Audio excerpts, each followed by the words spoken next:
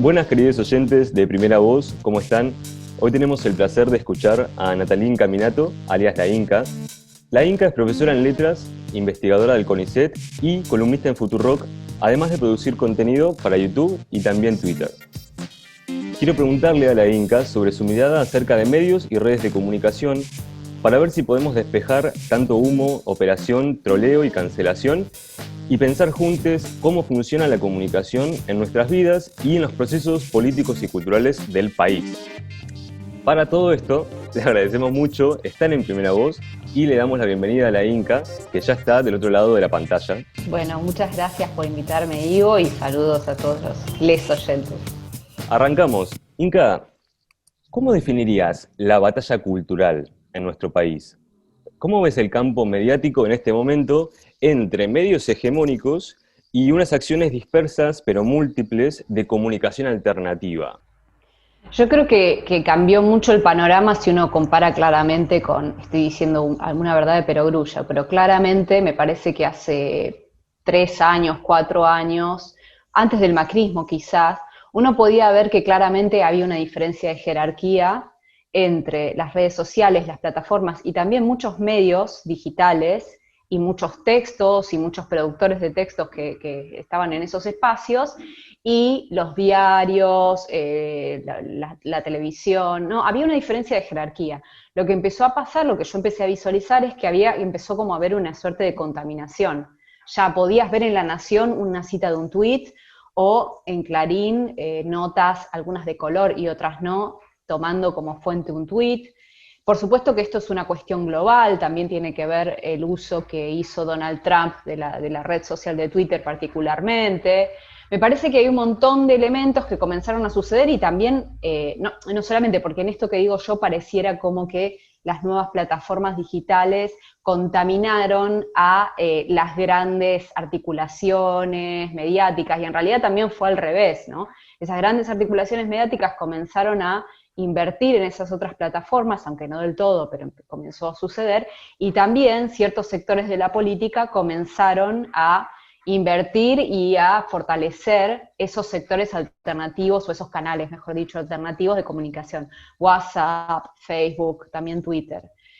Bueno, eso también es algo a escala global, se sabe, Bolsonaro, bueno, Trump, por supuesto.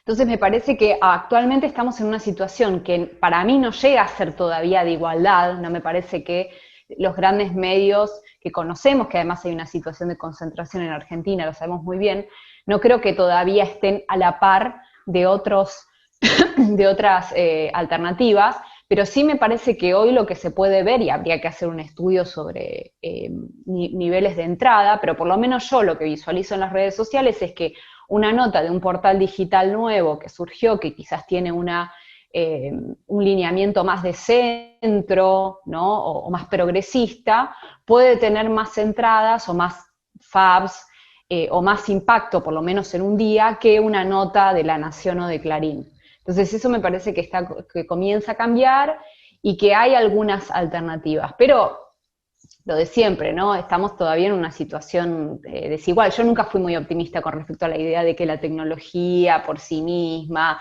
internet, un blog, democratiza, ¿no? Y todas esas ideas. Sí, por supuesto que uno, gracias a esas plataformas, puede escuchar voces y llegar a alternativas que antes no llegaba. Después el tema está que esas jerarquías de legitimidad simbólica, de poder de llegada, se siguen manteniendo. Estamos hablando todavía, me parece que, además nunca hay que olvidar que los usuarios de las redes sociales son una porción mínima de la población, o no tan mínima, pero una porción de la población. Creo que en Estados Unidos se sabe que Twitter tiene un 20% de la población y que además está muy marcada clase social y formación, etcétera. Habría que ver en Argentina cuáles son esos números, creo que en Facebook y en Instagram es mayor el número de usuarios, pero eso es algo que nunca hay que olvidar, ¿no? Porque hay veces que por ahí uno en el optimismo de que justamente está en una red social y que siente que hay un montón de alternativas, que hay mucha gente de izquierdas o que propone otras cosas diferentes al mero sentido común, y pensar que eso está cambiando la sociedad, cuando en realidad uno va afuera y no es así.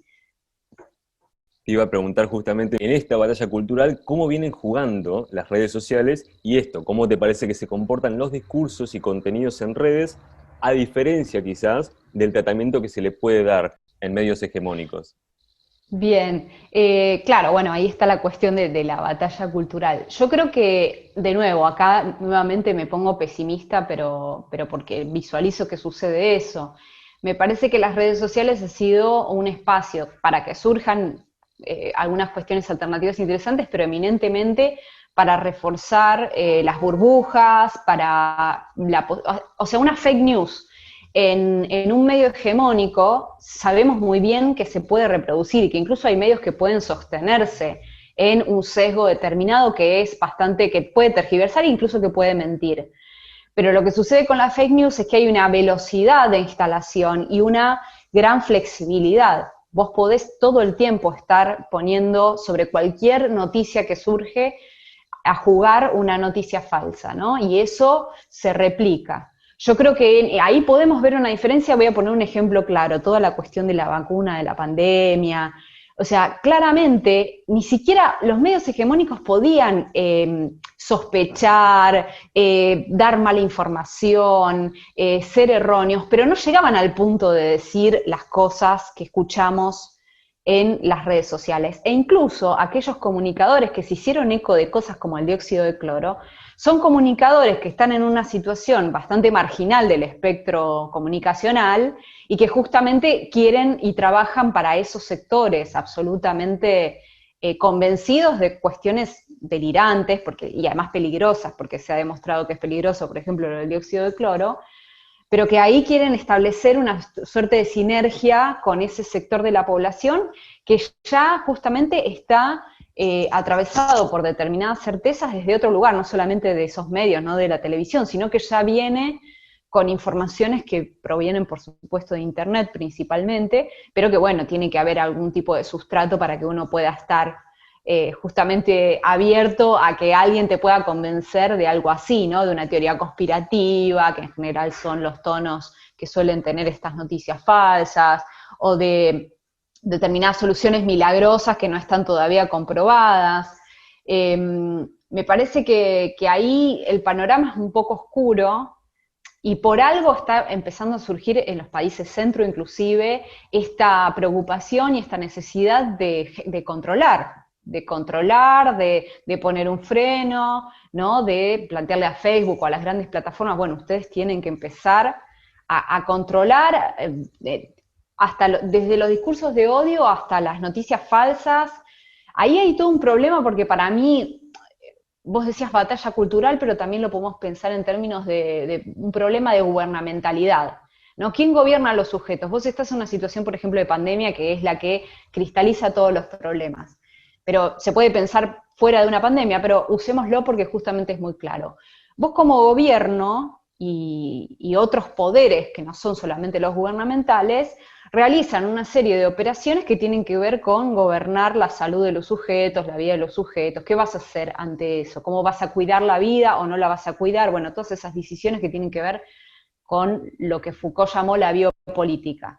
Bueno, ahí aparece otro actor u otros elementos, porque de repente vos tenés un gobierno que está diciendo tienen que tomar estas precauciones, esta es la supuesta salida porque estas son las vacunas, etcétera, siguen una serie de protocolos, y en el medio tenés un montón de otros discursos que te están diciendo lo contrario. El mediático también, el hegemónico sabemos que también, acá no podemos decir, no, bueno, el sector hegemónico mediático es más serio porque justamente tiene una responsabilidad y una legitimidad, sabemos que no es así. No solamente en Argentina, no solamente en Argentina, esto pasa en otros países, pasa que en Argentina hay una situación de concentración tal que a veces es un poco complicado. Pero yo creo que el panorama es ese, y me parece que está comenzando a preocupar porque justamente se les va de las manos, incluso no solamente a los gobiernos de izquierda o de centro izquierda o progresistas, también me parece que es un problema de cualquier tipo de administración que quiera sostenerse sobre algunos criterios mínimos de racionalidad, de que la gente no ande tomando a la bandina por ahí para resolver una enfermedad. Después, con respecto más a la batalla cultural ideológica, yo creo que sí, efectivamente hay mayor contrapeso con otro tipo de discursos, para bien y para mal, ¿no? Yo recuerdo que en un momento cuando el gobierno de Cristina justamente ponía en primer plano todo el tiempo la cuestión de los medios, le pegaba a Clarín y la batalla cultural estaba muy articulada en ese sentido, un gobierno determinado en contra de Clarín y de La Nación. Bueno, ahora, o sea, en un momento se creyó que si eso se diluía y un gobierno tenía otro tipo de actitud de arriba hacia abajo, las cosas iban a calmar. Y en realidad lo que estamos viendo es una sociedad bastante crispada, porque esas grietas y esos conflictos provienen de otros sectores, provienen de sectores ya sea de izquierda o de derecha, que tienen que ver con discursos de las redes sociales, con algunas figuras políticas que hoy por hoy no tienen buenas performances electorales, pienso en los llamados liberales, libertarios y toda esa gente, pero la podemos ver en la televisión y buena parte de su electorado, su construcción pasa por otros tipos de medios alternativos, además de que a veces van a la televisión, pero lo que se sostiene es gente en las redes, gente en plataformas.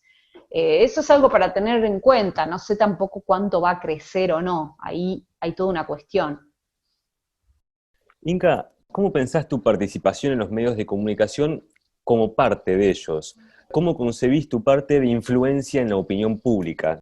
Yo creo bueno, yo estoy en medios muy alternativos, estoy en Futurock actualmente, y en un programa que a la vez es un programa menor dentro de la programación, entonces en ese sentido no creo que mi influencia sea muy, muy fuerte, y las redes yo nunca puedo dimensionarlo, porque siempre tengo muy en cuenta que hay una burbuja que cuesta un poco romper para poder influenciar en otros lados. Me parece que a veces se puede sobreestimar esa influencia, porque uno puede ver, no, bueno, tiene tantos seguidores y qué sé yo, y en realidad son nichos, microclimas.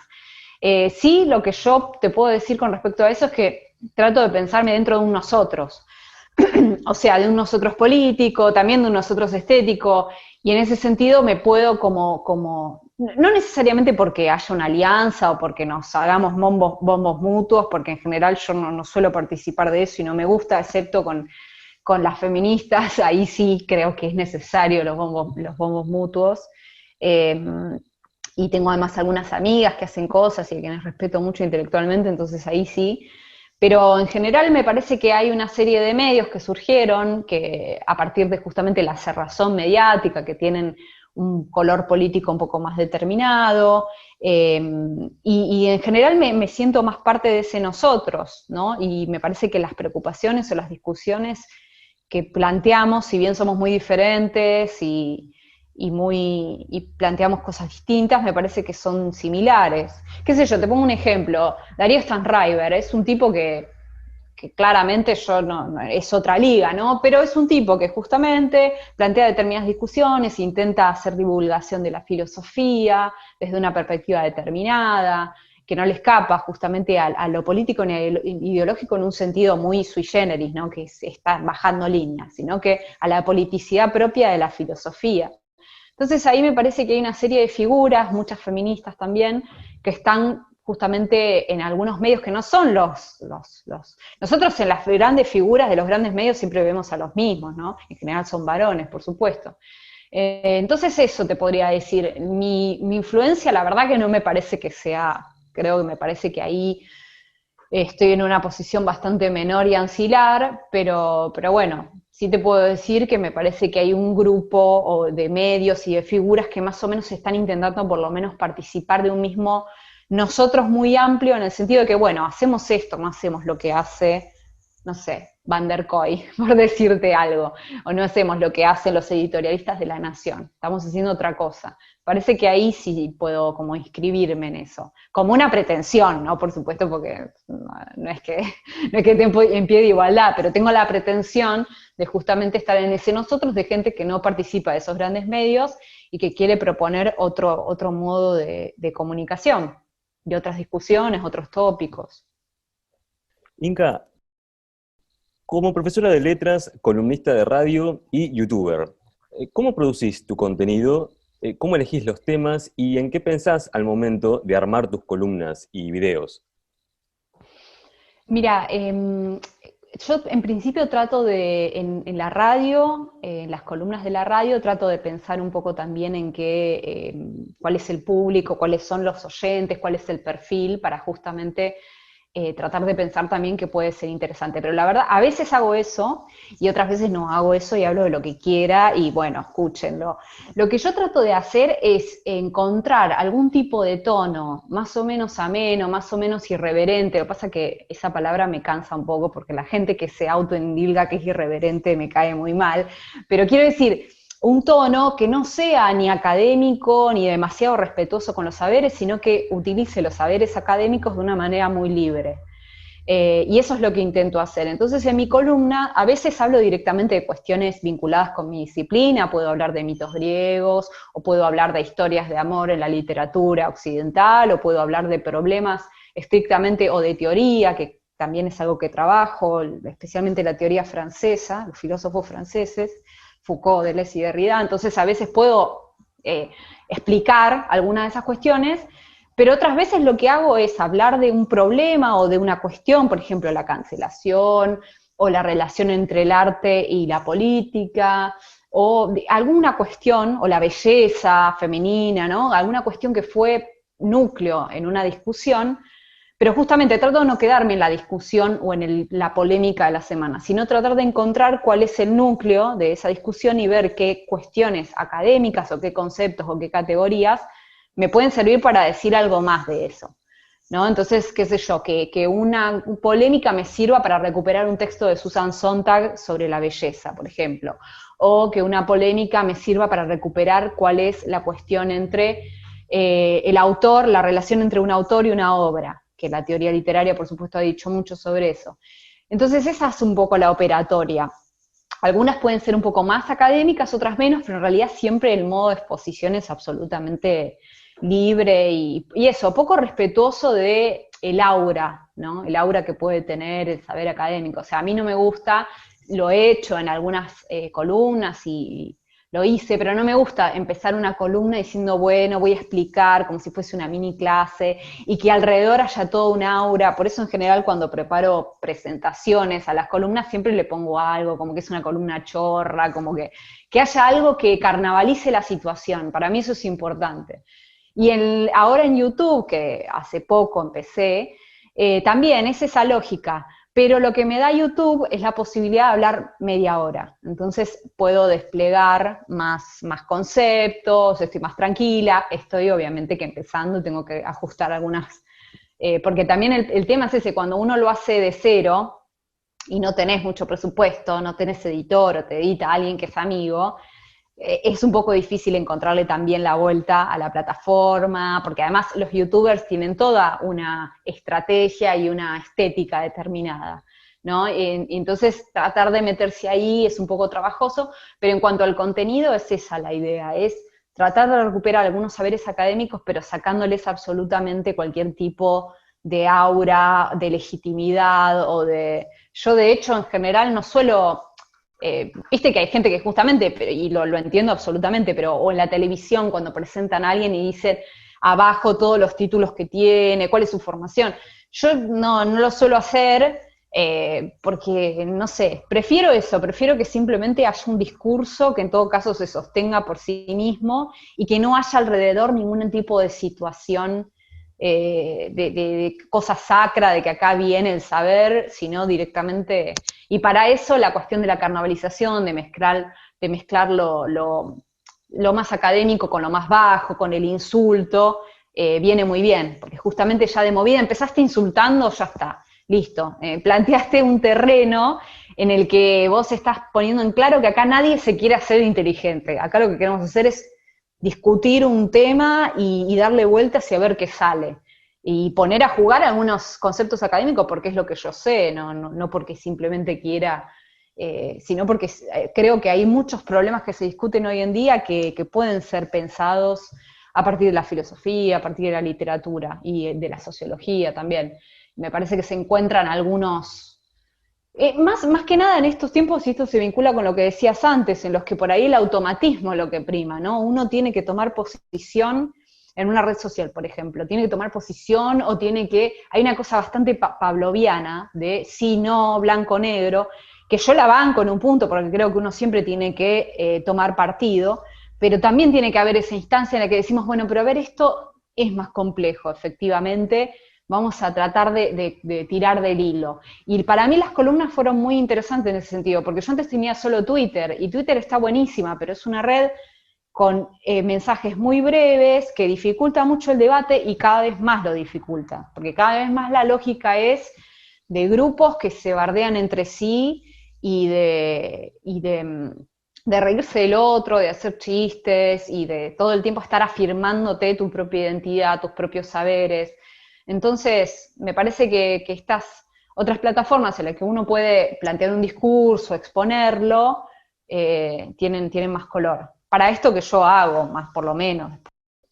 Inca, quisiera tomar el caso de Futurock, donde haces tus columnas en El Hecho Maldito, para señalar que hoy esta batalla cultural de la que hablábamos está apersonada, en parte, por una generación que nació en los 80, en los 2000, en los 90 también, y que tiene su propia idiosincrasia, estética, su humor y valores, además de proyectos. ¿Cómo ves a las comunicadoras y comunicadores de nuestra generación?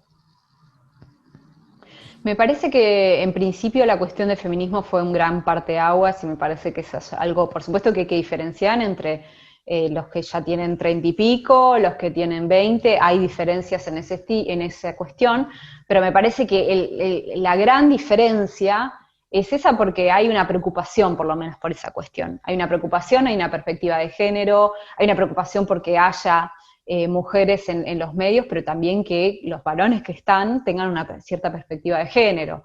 Eh, esa me parece que es una de las cuestiones más notorias.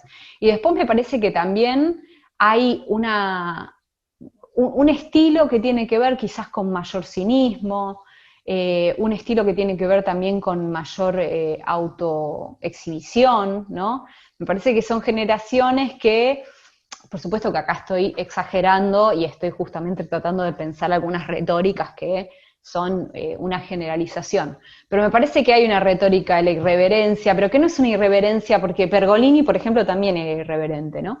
Pero me parece que es una irreverencia diferente en el sentido de que ya nuestras generaciones no solamente son irreverentes con los políticos, ¿no? Eso me parece que es un gran núcleo de sentido común de la gente por ahí un poco más grande, que si vos los escuchás decís, bueno, los políticos son el problema.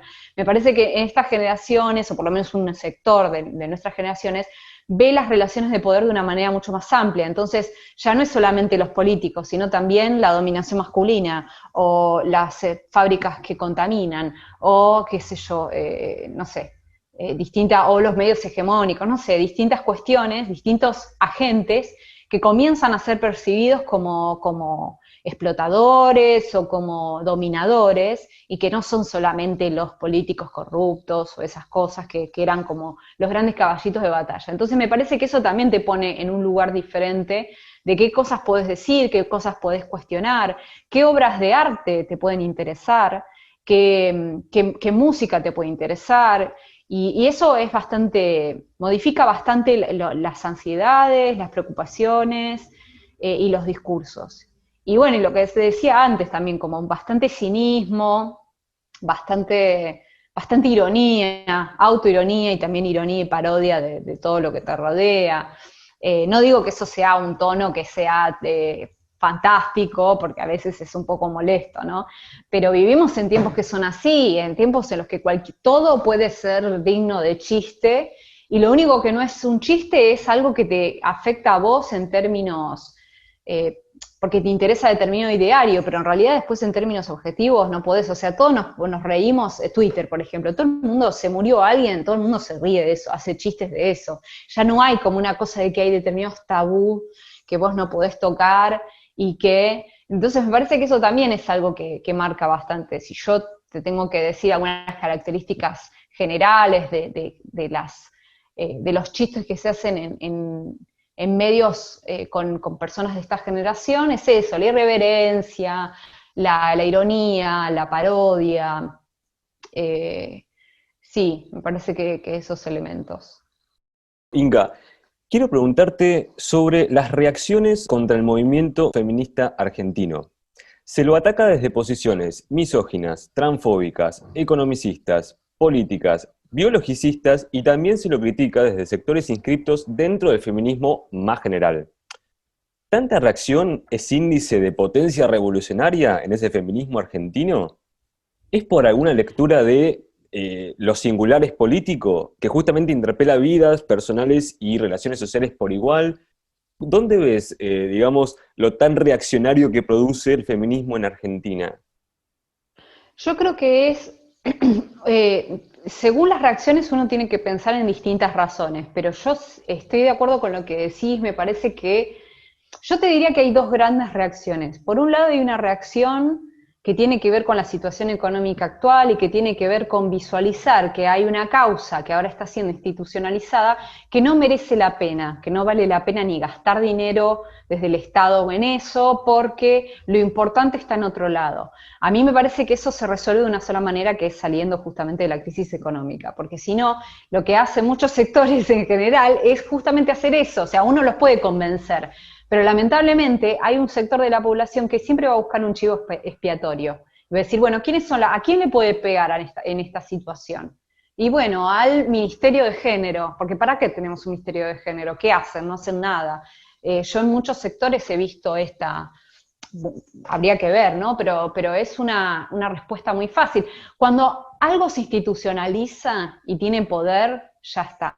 Ahí también, es como que mucha gente puede bancar cuando es un movimiento revolucionario, de gente, de un montón de mujeres que ponen el cuerpo, que trabajan gratis, que militan gratis, pero cuando hay una institucionalización y determinadas políticas tienen dinero para sostenerse y a las personas que sostienen esa política de género les pagan, ahí ya empieza a haber problemas, porque empieza a surgir lo que surge siempre, que es el resentimiento, el sentimiento que el otro tiene algo que vos no tenés, o de que no es una causa importante como para que haya un ministerio y para que gasten plata en determinadas cosas. Bueno, eso es una razón. Pero después hay una razón más generalizada que tiene que ver con lo que decías vos, con que interpela determinados modos de vida que no deja de ser un cuestionamiento, por más que el feminismo no le interese cuestionar a nadie.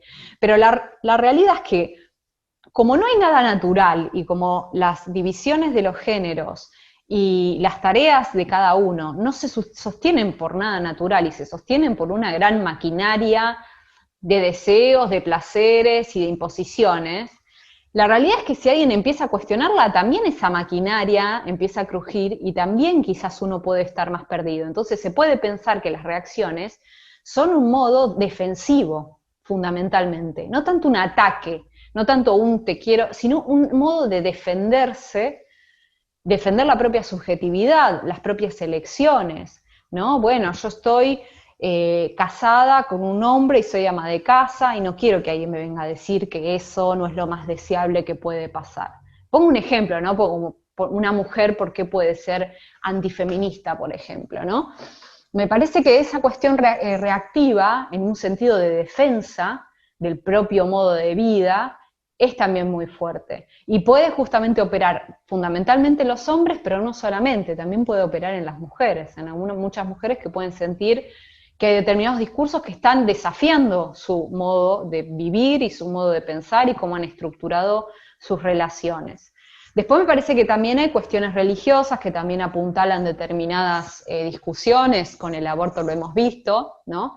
Que eso tampoco hay que desecharlo, especialmente en Argentina, que bueno, es un país católico, pero además hay una gran presencia de evangelista, entonces ahí también hay una cuestión, me parece, que juega, pero eso, me parece que hay distintas razones, ¿no? Hay una razón económica de crisis económica que busca un chivo expiatorio y dice, bueno, ¿quiénes? Los progres, las feministas que están en el gobierno o que no están en el gobierno pero que están pidiendo cosas que no son las verdaderamente importantes. Eso es un discurso que suele surgir mucho y que incluso también era un discurso que surgía para desestimar el feminismo en los inicios. Lo que pasa es que ahora eso ya no se puede hacer, pero entonces lo que viene es como una reacción ex post de, no, bueno, todo bien con el feminismo, pero ¿por qué un ministerio de género?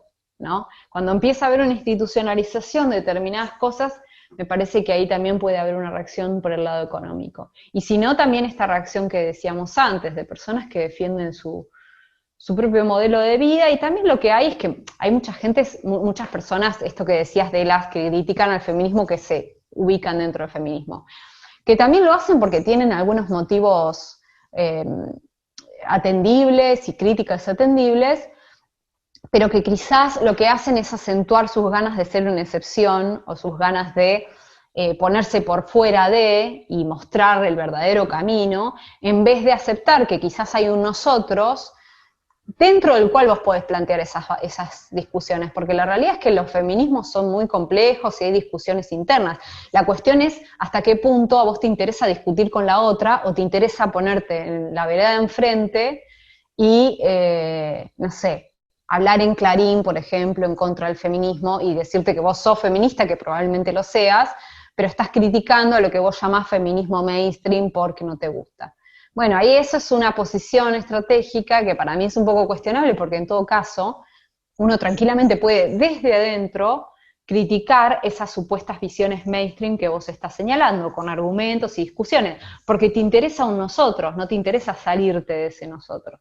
Siempre, en política siempre hablamos de eso, ¿no? Es como, no es que alguien tiene la verdad y que enfrente está lo que no tiene la verdad, sino que en todo caso se trata de hasta qué punto vos te bancás un nosotros en el que se dicen cosas. Yo hay un montón de cosas que se dicen en el feminismo que no estoy de acuerdo, o que me parece que se pueden discutir. Ahora bien, no tengo ganas de ponerme a buscarle el pelo al huevo a el discurso de una feminista, porque prefiero usar esa energía para discutir con el machismo, que lo veo mucho más fuerte, mucho más afianzado y muchísimo más preocupante, ¿no? Es una cuestión estratégica también. A veces no es una cuestión de no tienen razón en las críticas que hacen, sino cuán equivocada o no, o cuán deseable o no es tu estrategia, en dónde usas tu energía, con quién discutís, esas cosas, ¿no? Porque a veces también eso, muchas personas están como una suerte de círculo que creen que todos somos de repente feministas y que ahora todo nos cae bien, y la realidad es que no, la realidad es que grandes sectores de la población no son feministas, no tienen prácticas feministas, reproducen machismo, reproducen violencia de género, reproducen dominación masculina, y esto sucede en las familias, en los trabajos, sigue sucediendo, por algo sigue sucediendo que en muchísimos sectores de poder en Argentina y en el mundo siguen siendo patrimonio masculino. Entonces, si uno se pierde en una discusión casi bizantina con alguien que se dice feminista pero que no está de acuerdo con un eslogan, bueno, nos estamos perdiendo quién es el verdadero, vamos a poner enemigo entre comillas, pero enemigo es la dominación masculina, no una persona particular, ¿no? Me parece que eso, que hay distintas. Y después también la reacción de varones que no saben qué hacer, que no saben cuál es su lugar en esta situación y que se sienten criticados y cuestionados y que a la vez no están teniendo ninguno de los beneficios de la dominación masculina, porque también sabemos que en la dominación masculina hay hombres exitosos en ese modelo de hombre heterosexual, modélico, proveedor, y hay masculinidades que no son exitosas en ese modelo, e incluso por eso el feminismo es liberador para muchas subjetividades que incluso no son, no tienen una identidad como mujer. Entonces ahí me parece que ese tipo de masculinidades, que a veces son jóvenes, que muchas veces son carne de cañón justamente de discursos un poco problemáticos de las redes sociales, me parece que también sienten eso, están muy aturdidos, no saben qué hacer, porque por un lado tienen un discurso feminista, por otro lado los siguen socializando como varones a partir de determinados circuitos, quiero decir, no sé, la pornografía sigue siendo la educación sexual de los varones, y entonces hay como una cosa de bombardeo. Por un lado tenés una hipersexualización femenina de los medios, tenés el porno, por otro lado tenés tus compañeritas feministas que dicen A o B, es como, me parece que hay un gran no saber para dónde disparar, y ahí lo más fácil es cuestionar al feminismo. Pero en realidad lo que tenés que cuestionar es un montón de otras cosas, más porque te ponen en un lugar, que te deprimen, que quitan tus potencialidades, y no al feminismo. El feminismo en todo caso bien entendido o bien practicado, se supone que justamente libera incluso a los hombres de esos mandatos de masculinidad que son tan cuestionables. El mandato de tener relaciones sexuales, el mandato de ser de determinada manera, de ser alto, de qué sé yo, ¿no? Esos mandatos ridículos que tienen que ver con la fortaleza, proveer, y etcétera. Inca, esta relación que se encuentra palpable en tus discursos, pero también en Futurock y en muchas de las cosas que se producen actualmente en esta generación de comunicadoras y comunicadores, es esta unión, en Argentina por lo menos, de feminismo y peronismo, entendido en un muy gran espectro de esta relación al otro del país, ¿no?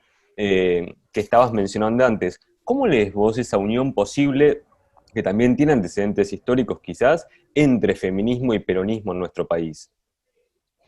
Mira, hay unos antecedentes.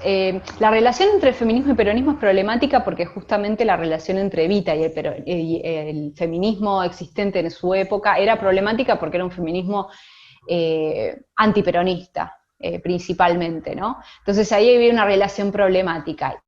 Pero me parece que sí hay antecedentes muy fuertes de intentos de vincular los movimientos de disidencia sexual.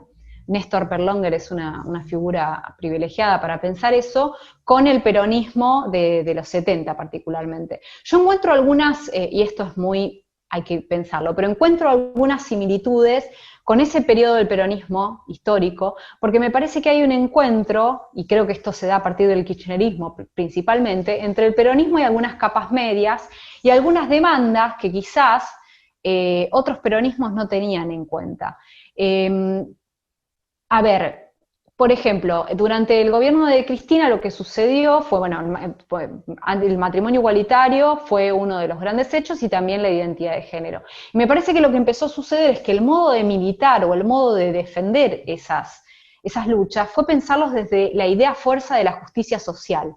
Y eso me parece que es el gran aglutinante entre esa experiencia y esa tradición del peronismo con estas nuevas generaciones. La idea de justicia social es una idea que usan hoy los jóvenes norteamericanos, pero es una idea particular, o sea, es una idea fundamental del peronismo. Ahí se da una coincidencia y que es justamente una idea fuerza que si vos la repensás y la recreás, la podés abrir a algunos sectores políticos que no habían sido pensados por razones obvias por el peronismo clásico. Si uno dice justamente lo personal es político, aparecen algunos antagonismos que no se pueden ver si uno se dirige al antagonismo clásico del peronismo, oligarquía versus pueblo. Pero si uno amplía esa idea de lo político, empieza a ver que los antagonismos son diferentes y son, por ejemplo, el de la dominación masculina ante un montón de sexualidades e identidades que fueron negadas y perseguidas. Entonces, esa idea, y además la idea de ampliación de derechos, que también es fundamental para el peronismo, lo que hicieron inteligentemente los movimientos y también los propios gobiernos que hicieron una defensa de esas leyes y de esas causas, es justamente recuperar estos elementos del peronismo para poder ponerlos en juego. Y me parece que ahí tuvo mucho que ver la experiencia kirchnerista. O sea, la experiencia kirchnerista, si uno quiere simplificar, pero para definirla, es una experiencia de un peronismo de centroizquierda, que con sus errores o con sus acertos quiere ir hacia ese lado, ¿no? Digamos, sus alianzas te muestran eso, una alianza muy fuerte con las madres y abuelas de Plaza de Mayo, una alianza muy fuerte con algunos sindicatos, digamos, ahí, claro, y una crítica desde los sectores más pudientes. Entonces, esta generación, que por ahí es una generación que ya no tiene, que se siente más quizás más cerca de la izquierda o de la centroizquierda o del progresismo que de otro tipo de inclinación política, y esto en general en las encuestas es así, más o menos en general los jóvenes tienden más a ese tipo de idearios. Me parece que ahí justamente el peronismo tuvo esa oportunidad de repensarse como una actualización, como un partido que puede ser permeable a esas demandas. Y con el aborto pasó eso también, ¿no? Digamos, claramente el macrismo abrió el debate, y yo creo que eso hay que reconocerlo, pero no lo pudo materializar en su ideario, ni siquiera utilizó esa idea liberal de que nos tenemos que poner al nivel del primer mundo, que si vos escuchabas algunos discursos como no sé, el de Fernando Iglesias, era esa la razón principal. Esto nos va a poner al nivel de los países del primer mundo. Bueno, ese no fue el discurso principal de los sectores del peronismo que bancaban esta ley, sino que era la justicia social, la ampliación de derechos. Entonces me parece que ahí, y bueno, y Macri después tuvo que terminar aliándose con otros sectores más de derecha o más conservadores en ese sentido, en el sentido del aborto y esas cuestiones, pero por una cuestión estratégica y política. Y me parece que, y ya con esto cierro, pero me parece que también hay algo que el peronismo, en su reactualización, te permite y te salva, que es algo que no tiene Estados Unidos, que es lo siguiente. En Estados Unidos tenés un gran problema de que los sectores populares, la gente, los votantes de Trump, se sienten muy lejos y muy afuera de determinados movimientos progresistas, de izquierdas, muy anclados en las universidades. Hay como una gran fragmentación. Lo que el peronismo te permite es que el feminismo se haga calle, se haga movimiento social, se institucionalice, vaya a los barrios. Por supuesto que siempre va a haber problemas, era lo que te decía antes, hay gente que se está quejando de, peronistas que se están quejando de que haya un ministerio de género. Siempre va a haber problemas. Pero creo que en relación con Estados Unidos estamos mejor parados.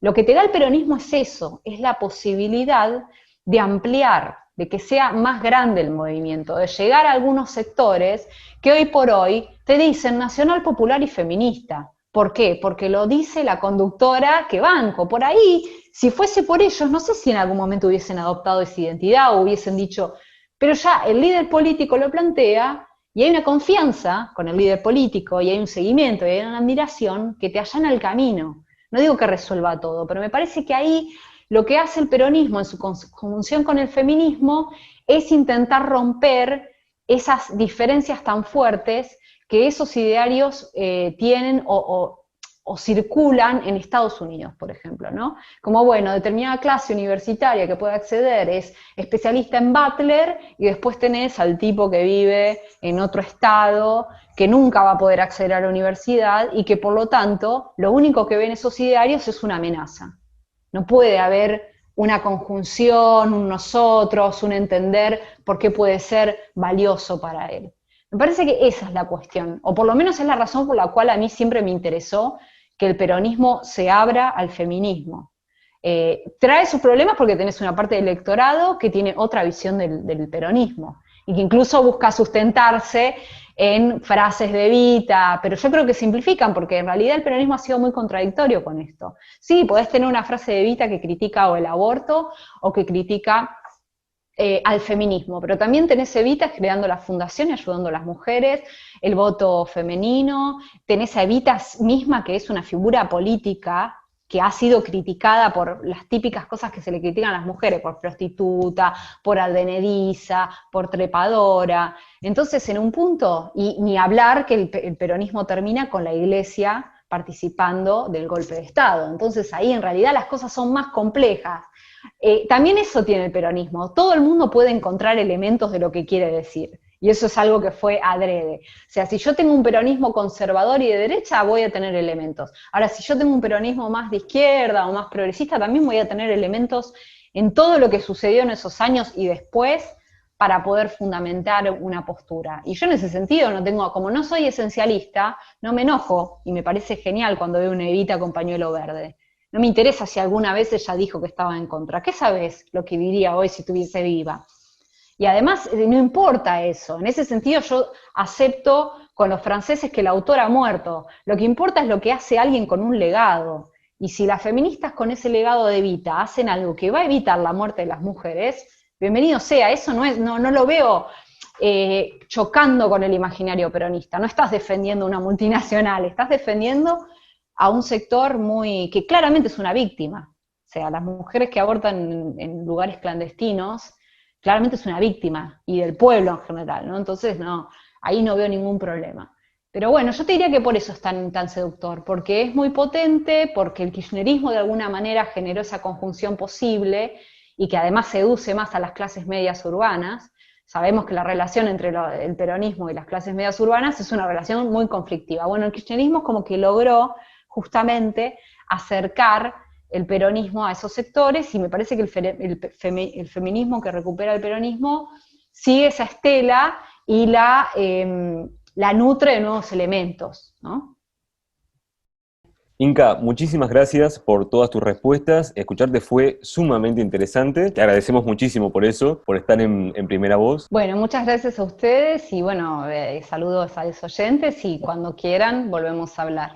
Muchas gracias.